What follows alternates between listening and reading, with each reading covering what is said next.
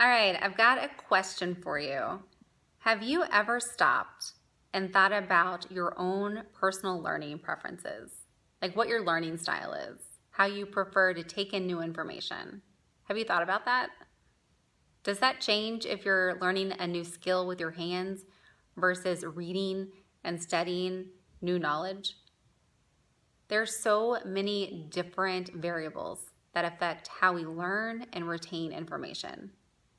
When I started studying adult learning strategies a few years ago, I had no education about education.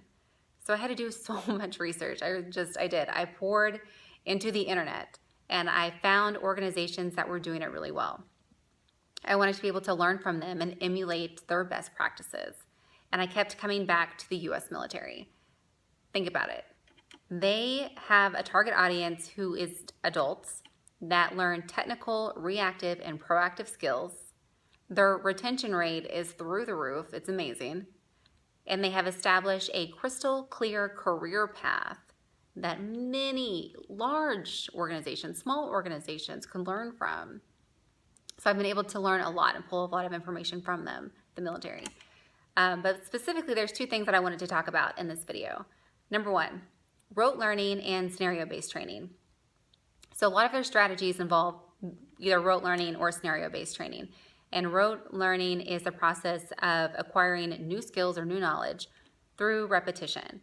So essentially, you're repeating the same thing over and over, practicing the same skill over and over until it's ingrained in your brain.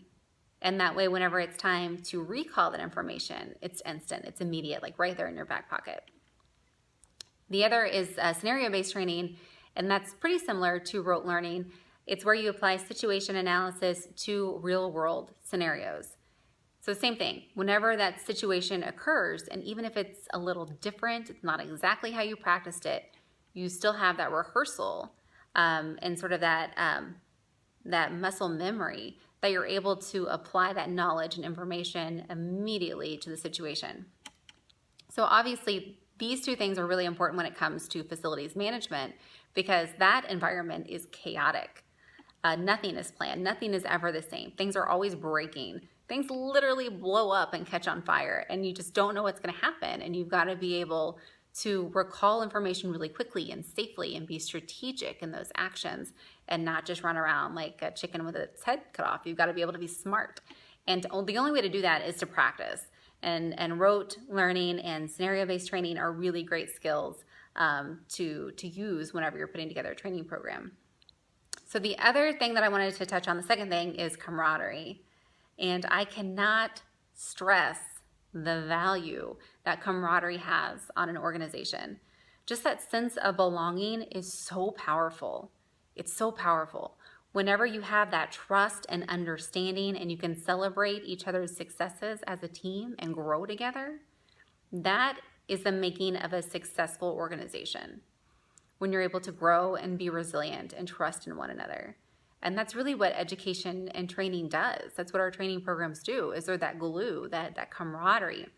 So many of our training programs, actually all of our training programs, engage everyone on the organization chart, not just frontline staff, not just stopping at managers, but everyone on the organization chart.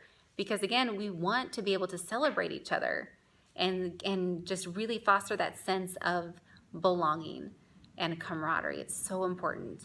And through that obviously comes empowerment, my favorite word. So that's it. That's what I've got for you guys today. Thank you so much for listening, and we will talk again soon. Bye.